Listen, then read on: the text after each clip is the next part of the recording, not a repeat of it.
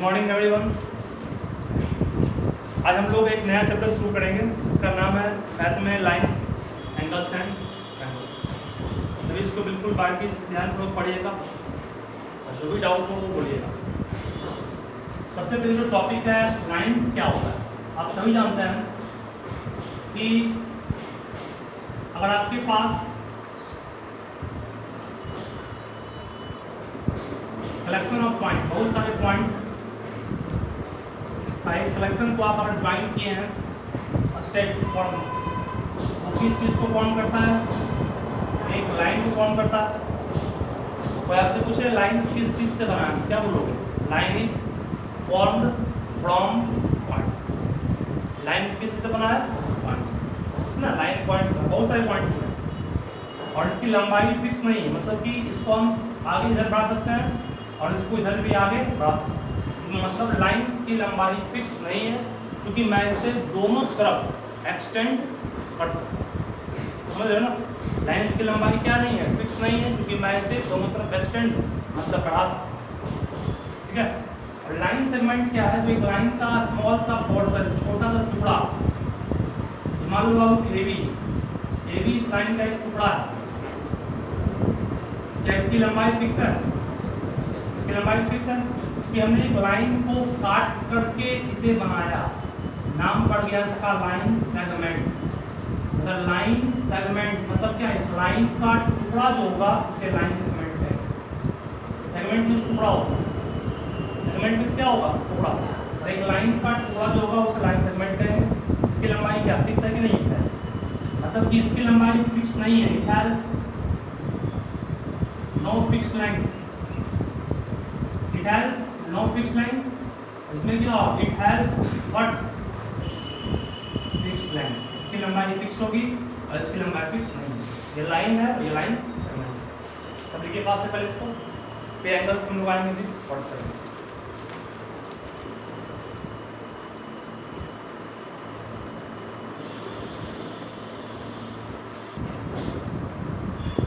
Line और line segment के बाद एंगल्स हम लोग वर्क करेंगे। एंगल्स क्या होता है? ध्यान रखिए। सिस्टम टॉपिक हम लोग का है एंगल्स। एंगल क्या होता है सभी ध्यानपूर्वक समझो प्लीज। मान लीजिए आपके पास दो रे, दोनों क्या रे है? रे मतलब जिसके पास एक आपका पॉइंट जो है वो एंडिंग पॉइंट, बाकी दूसरा एंड नहीं कर रहा। मान लो ये जस्ट आए थे, ये आपको लाइन है, ये क्या है?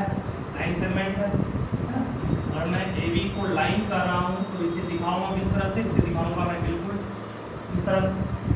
अगर ए बी लाइन सेगमेंट है इसको दिखाऊंगा किस तरह से? इसको दिखाऊंगा मैं यूं, इस तरह से। लाइन सेगमेंट को इस तरह से। और अगर मान लो ये रे है, रे मतलब क्या? इसका एक पॉइंट फिक्स है, ये फिक्स आगे बढ़ रहा है, इसे रे कहते हैं। इस रे का नाम क्या होगा? इस रे का नाम होगा ओ ए। मतलब ओ से शुरू हुआ और आगे बढ़ रहा है, ये रे ओ ए है। ये लाइन सेगमेंट ए बी है, ये लाइन ए बी। ठीक है, समझ गया? तो कहता है कि अगर आपके पास दो रे, एक रे आप देख रहे हैं ओ ए है और दूसरा रे कौन है? ओ बी है। दोनों रे का जो वर्टेक्स है वो कॉमन है। कॉमन है कि नहीं है? ओ ए रे का भी वो वर्टेक्स है और ओ बी रे में भी वो वर्टेक्स है। इस दोनों रे में कॉमन वर्टेक्स क्या है? ओ। जब किसी दो रो में कॉमन वर्टेक्स हो तो उस कॉमन वर्टेक्स पर एक क्या बनता है? एंगल बनता है। इसी को कहते हैं एंगल। नाम क्या इसका होगा? इसको एंगल ए ओ बी भी पढ़ सकते हैं। क्या पढ़ेंगे इसको? ए ओ बी। जो एंगल आप ले रहे हैं, जहाँ एंगल बन रहा है वहाँ दो बीच में होगा। ठीक है, इसी को एक क्यों क्या पढ़ सकते हैं? इसी को हम बी ओ ए भी पढ़ सकते हैं, बी ओ ए।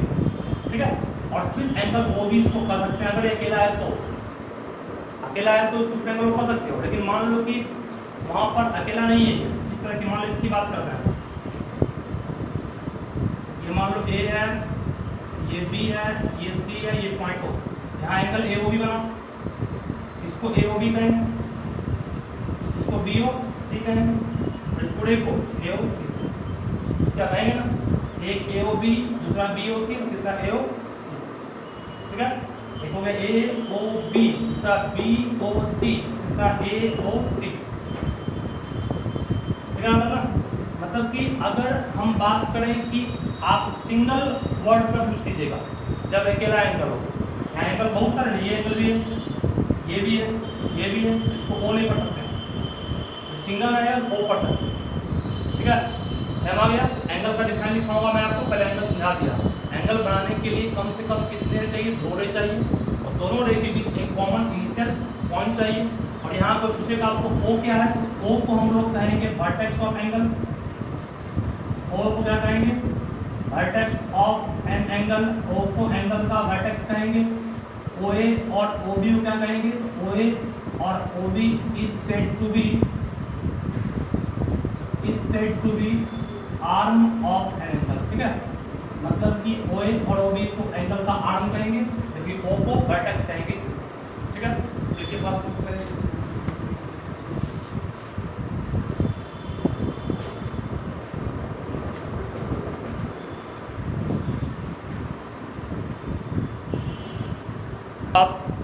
अब आप यहाँ पर एक काम और कीजिए, लिख लोगे 2 rays OA and OB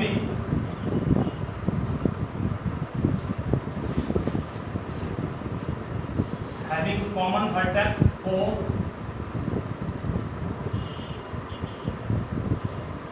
form an angle AOB at O। मतलब 2 रे है OA और OB, दोनों के बीच जो बना एंगल उसे कहते हैं एंगल AOB। ठीक है समझिए फास्ट में इसको अच्छे से।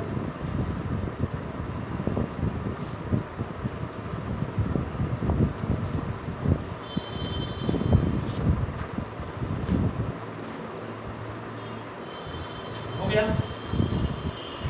ठीक हो गया नहीं, क्या क्या आप पढ़ सकते हैं एंगल को, ये सबसे बड़ी बात है। इसको आप पढ़ने में गलती कीजिएगा तो बहुत आगे प्रॉब्लम होगा। ध्यान में कुछ एग्जांपल देता हूँ, वन मोर एग्जांपल, आप सभी इस पर फोकस कीजिए अच्छे से। ये मान लीजिए कि आपके पास दिया हुआ है P Q ये R O। ठीक है सुनो यहाँ तो यहाँ पर ये एंगल को क्या पढ़ेंगे, इसको पढ़ सकते हैं POQB या QOP। क्या पढ़ेंगे इसको एंगल को QOR या ROQ, और इस पूरे को क्या पढ़ेंगे POR या RO। समझ आया ना, बस इसको आप जिस एंगल को लेंगे वो बीच में आएगा। ठीक है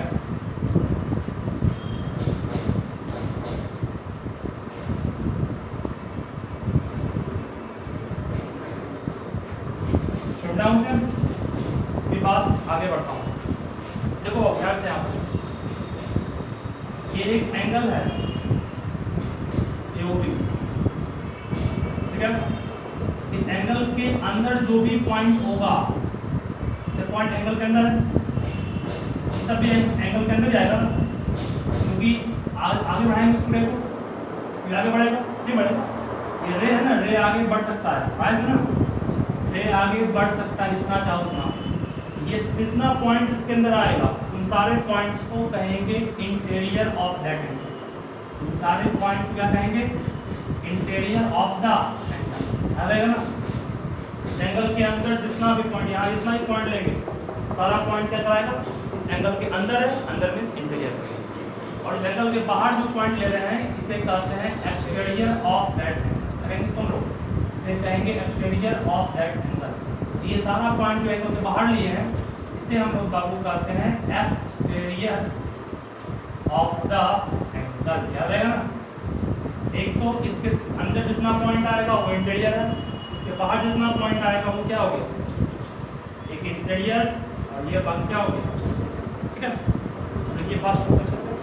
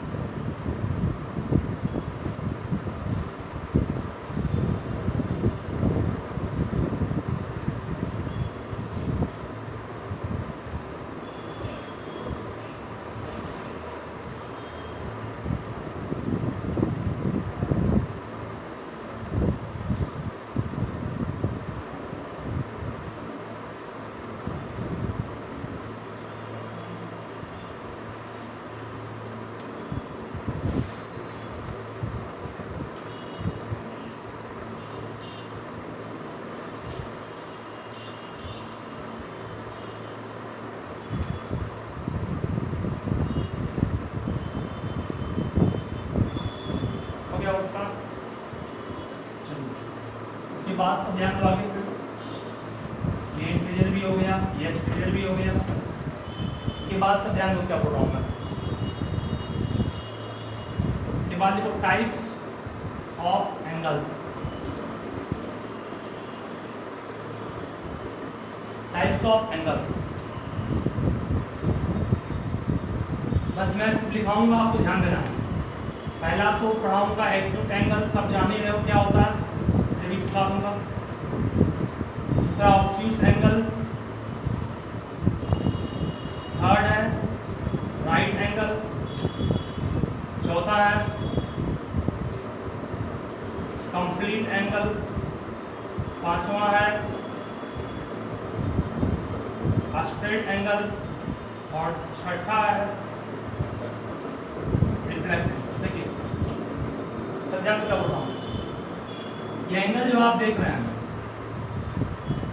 एंगल को मान लो थीटा लिखा है, सिंबल क्या पढ़ेंगे थीटा, क्या पढ़ेंगे थीटा। पढ़ना आपको 10th में इसके बाद, वैसे फिलहाल मैं इसी एंगल को दिखाता हूँ किस थीटा से। आप चाहें यहाँ एक्स लिख सकते हैं, वाई वो भी सही। इस सिंबल को मत जीरो लिख के ऐसे कर दिए, क्या बन गई थीटा बन गया, थीटा। ठीक है, क्या पढ़ेंगे उसको थीटा पढ़ेंगे, ये एंगल को दिखाने का सिंबल। तो एक्यूट एंगल उस एंगल को कहेंगे जो 0 से बड़ा हो और 90 से क्या हो कम। क्या रहेगा ना, 0 से बड़ा 90 से कम है ना, 0 से बड़ा 90 से कम से कहते हैं कि हम लोग एक्यूट एंगल। ठीक है, या आप दिख रहा है 90 यहाँ होता है, 90 ये पूरा होता है, 90 पूरा होता है, 90 से कम ही है एक्यूट। और ऑब्ट्यूस एंगल जो 90 से बड़ा हो 180 से कम हो, यूं इस तरह, तो क्या होगा आपका ऑब्ट्यूस एंगल, याद रहेगा। वो 90 से बड़ा नहीं है, 90 यहीं तक होता है ना, 90 मीन्स इस तरह से हो, ये 90 है, इसे 90 कहते हैं, 90 भी है ना, ये 90 बन रहा है। ऐसे 90 से कम हो गया ये नहीं, ऐसे 90 से बढ़ गया, 90 ही तक था ना, 90 मात्र यहाँ तक था, इसके आगे बढ़ गया, मतलब समझो ऑब्ट्यूस है। 90 है तो राइट, थीटा का मान अगर 90, वो क्या हो गया राइट, याद रहेगा ना। थीटा का मान 90 तो राइट, थीटा का मान 360 डिग्री, वो क्या हो गया कंप्लीट। थीटा का मान 180, तो वो क्या हो गया स्ट्रेट। थीटा का मान 180 से बड़ा और 360 से कम, वो क्या हो गया रिफ्लेक्स। समझिएगा, राइट एंगल का फिगर ये बनेगा इस तरह से, 90 भी थीटा का मान 90 हो गया। कंप्लीट एंगल मतलब क्या, देखो ऐसे मिला है, ये भी दे दिया वैसे, ये रे मान लो ओ अभी है, ये घुमा इस तरह से घूमते घूमते घूमते घूमते यही पहुंच गया, और ये पूरा कितना बना दिया 360, मतलब ओए और ओ बी दोनों आपस में घूम कर ओवरलैप कर गया ना, तो बना गया वो 360 डिग्री, जिसको हम लोग कहें कंप्लीट एंगल। अब देखिए ओ ए मान लो बाबू, ये ओ ए है, लेकिन घूम करके पुनः ये यहाँ ऐसे आ गया, ये कितना बना दिया थीटा का मान 180, दिक्कत घूम करके सुना दिया, थीटा का मान कितना हो गया 180। रिफ्लेक्स एंगल क्या होगा, रिफ्लेक्स एंगल मींस थीटा का मान 180 ज्यादा। देखिए घूम रहा है, ये कितना हुआ 180 हुआ, ये कितना है 90 है, अब कितना 180 और घूमेगा तो 180 बढ़ गया ना। अब इस एंगल को यहाँ से मिलाते तो ये एंगल कितना है, कहोगे सर ये एंगल जो आप दिखा रहे हैं AOB, ये एंगल कितना हो गया, थीटा का मान लो दिया हुआ है 210, कितना मान लिए 210 डिग्री, कि अपने आप क्या हो गया रिफ्लेक्स, समझ गया ना। तो जिस एंगल का मान 180 से ज़्यादा 360 से कम वो रिफ्लेक्स है, इसका सिर्फ 180 है वो कंप्लीट है, इसका क्या 90 है वो राइट है। इस तरह से हम उसको देखिए, तो बात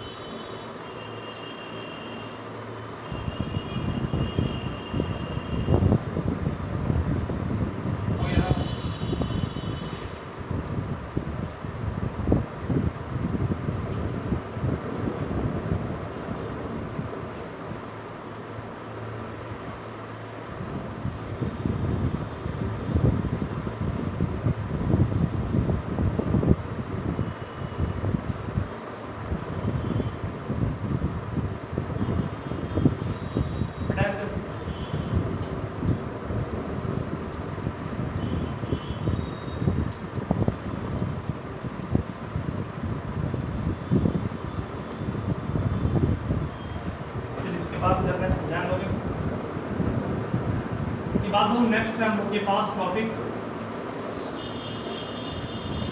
बाइसेक्टर ऑफ एन एंगल। ये क्या होता है, सभी इस पर ध्यान दो, सभी ध्यान दो क्या होता है। मान लीजिए आपके पास ये एक एंगल है, समझो तो पहले क्या बोल रहा हूँ मैं, और ये एंगल एक्यूट है और ऑब्ट्यूज है। एक्यूट 90 से कम दिख रहा है, 90 अब होगा, ठीक है, 90 से कम भी। इस एंगल का मान लेता हूँ मैं कितना दिया हुआ है, 60 डिग्री। एंगल ए कितना कर रहा हूँ, 60 डिग्री का। ठीक है, यहाँ तक। अब एक रे आपका है जो ओ से निकला और ए बी को दो इक्वल है बांट दिख रहा है, एक रे ओ निकला, इस रे का नाम मान लो ओ सी। इस रे ने इस दोनों इस पूरे एंगल को दो इक्वल भाग में, मतलब ये एंगल इसके इक्वल बांट इसके एंगल, तो ये 30 और ये भी कितना इक्वल 60 हो ना, 60 को इक्वल भाग में बांटने वाला जो रे होगा उसे कहते हैं एंगल बाइसेक्टर।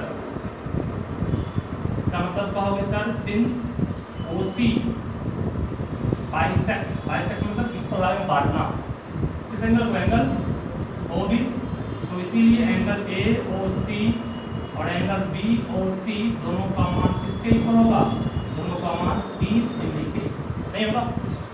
AOC और BOC दोनों आपस में इक्वल है, किससे इक्वल होगा 30 डिग्री। समझ रहे हो ना, ये बात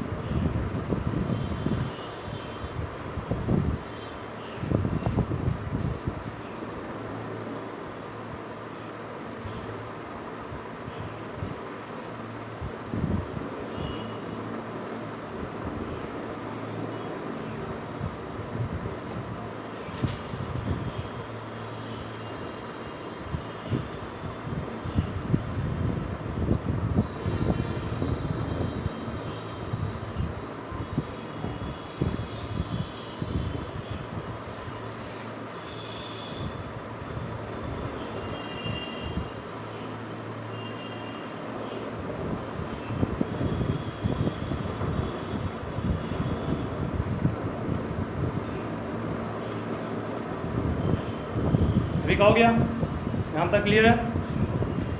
चलो, ये बाइसेक्टर ऑफ एन एंगल भी आपका कॉन्सेप्ट हो गया बिल्कुल यहाँ से क्लियर। चलो उसके बाद ध्यान देना,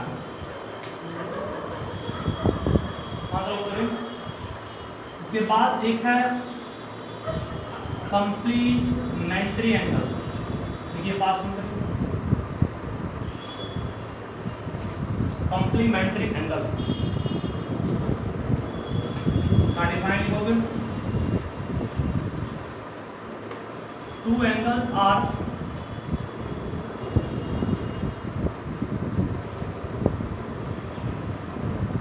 said to be complementary, two angles are said to be complementary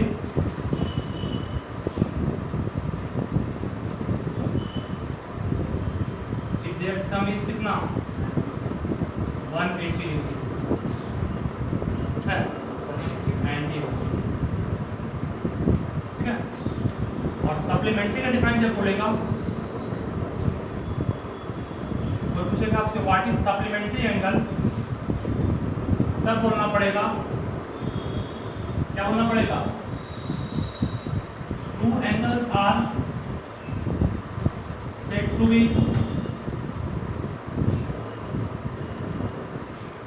supplementary sum is कितना 180। दो एंगल को कॉम्प्लीमेंट्री तब कहेंगे जब उसका सम 90 हो, दो एंगल को सप्लीमेंट्री तब कहेंगे जब उसका सम क्या हो 180। इसके एग्जांपल्स में मैं वर्क कर रहा हूँ, देखिए पहले फास्ट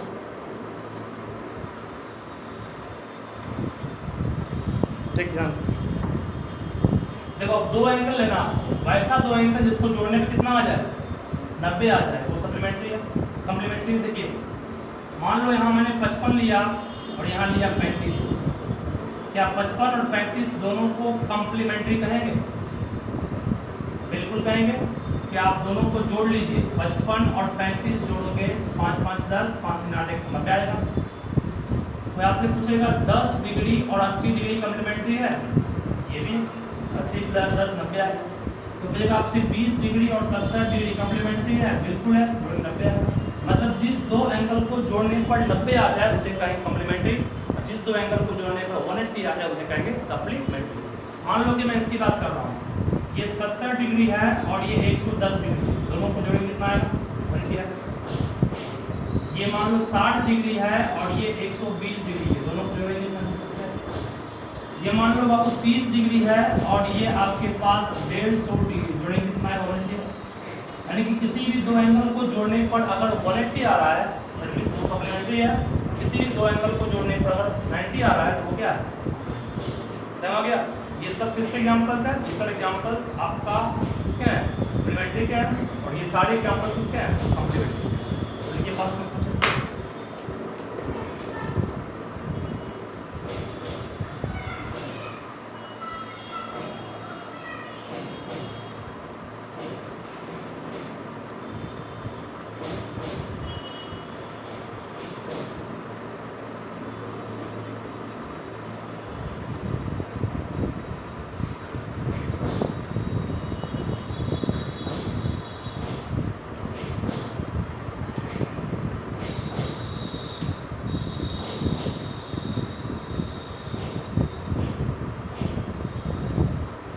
हो ना। चलिए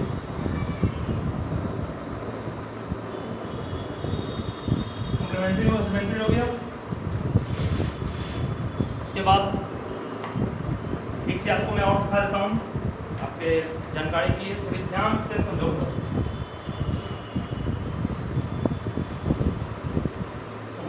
सुनो, देखिए क्या होगा, अभी ध्यान दो क्या होगा। और ये एंगल वो अभी रे, ये पूरा एक कंप्लीट इवोल्यूशन पूरा किया, कितना बना एंगल, 360। उस 360 डिग्री को कहते हैं कि हम लोग कंप्लीट एंगल, ठीक है।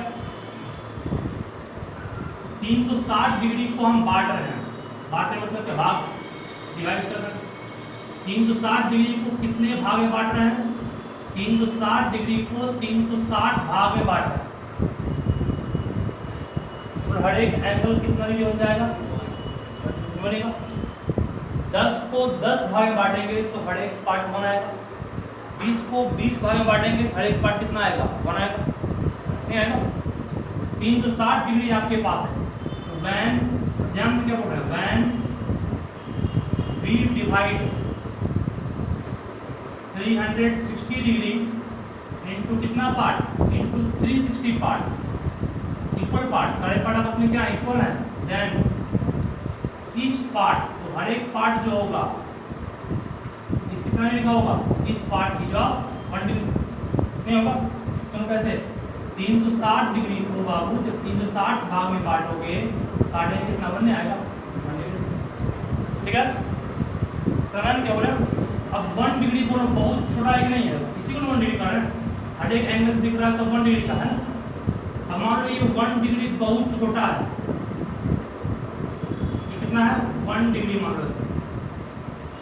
इस 1 डिग्री को फिर अगर बांटेंगे 60 भाग में, 1 डिग्री को कितना भाग में बांट दिए, 60 भाग में बांट दिए, मतलब और बहुत छोटा बनेगा, नहीं बनेगा। उन हर एक छोटे पार्ट को कहते हैं 1 मिनट, क्या कहते हैं इसको हम लोग, क्या पढ़ते हैं, 1 मिनट पढ़ते हैं, आएगा। अब 1 डिग्री को प्राप्त किए हमने कैसे, 360 डिग्री को 360 भाग में प्राप्त बांट करते, या 90 डिग्री को 90 भाग में बांट करते है ना, 180 को 180 भाग में बांट करते। अब 1 डिग्री जो मिला उसको फिर 60 भाग में बांटेंगे, हर एक भाग क्या होगा, 1 मिनट। 1 मिनट। अब इससे भी छोटा एंगल, अब 1 मिनट, देखो ये मान लो 1 मिनट मिल गया, ये कितना है 1 मिनट को 1 डैश दिखता है। अब 1 मिनट को फिर 60 भाग में बांटेंगे, 1 मिनट को जब 60 भाग में बांटेंगे तो हर एक पार्ट का मिलेगा 1 सेकेंड रहेगा।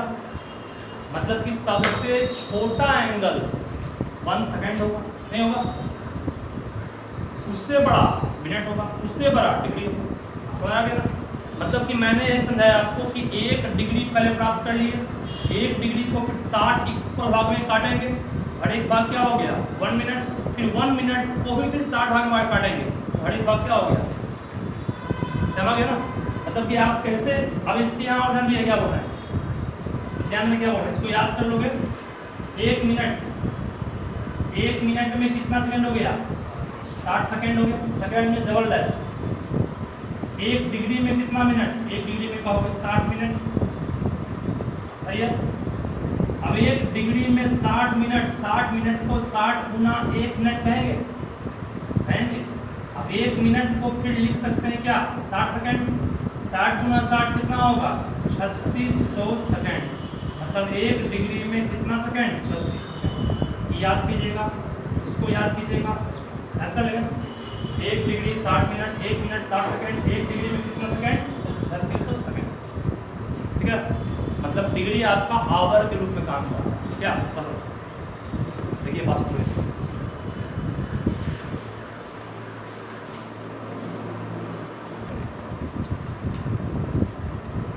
तो आप लोग जितना जो मैं आज पढ़ाया हूँ उसे अच्छे से अपने कॉपी पर पहले नोट कीजिएगा, उसके बाद फिर जो डाउट हो वो पूछिएगा, ठीक है। अभी मैं कुछ प्रॉब्लम पर भी काम करूँगा फिर उसके बाद। तो इन सारे क्वेश्चंस में आपको करना क्या है, इन सारे क्वेश्चंस में आपको निकालना है complement of the following angle. किसी एंगल का कॉम्प्लीमेंट निकालना हो तो आपको उस एंगल को माइनस करना होगा किसमें 90 डिग्री है ना, 90 माइनस करना होगा। और 30 डिग्री कॉम्प्लीमेंट क्या होगा, तो इस तरह लिखना है, मैं सिखा रहा हूँ। आपको लिखना है complement of 30 degree is 90 minus 30 कितना आएगा ना। तो कॉम्प्लीमेंट निकालने का जब भी कोई एंगल कहेगा तो उसको 90 में माइनस करना, ठीक है। कॉम्प्लीमेंट ऑफ 40 में क्या होगा 90 माइनस 40 जो कर दिया है वैसे होगा। कॉम्प्लीमेंट में 55 का 90 माइनस 55 जो कर दिया गया, ठीक है। मतलब जिस भी एंगल का कॉम्प्लीमेंट निकालना है उसको माइनस करना है किसमें 90 में, ठीक है। और जिस भी एंगल का सप्लीमेंट निकालना है उसको माइनस करना है किसमें 180 180, ठीक है। 180 माइनस 1 को 10 करेंगे कितना आएगा 70 आएगा, 70 सप्लीमेंट है किसका 180 में 100 माइनस करेंगे कितना आएगा 80 आएगा, 80 सप्लीमेंट है किसका 100 डिग्री, 180 में 90 माइनस करेंगे 90 आएगा, 90 क्या सप्लीमेंट है किसका 90, ठीक है। और इन सारे क्वेश्चन को अगर आप सॉल्व कीजिएगा, ठीक है, और जितना लिखाया है उसको अच्छे से बैच करें। थैंक यू, आज के लिए इतना ही।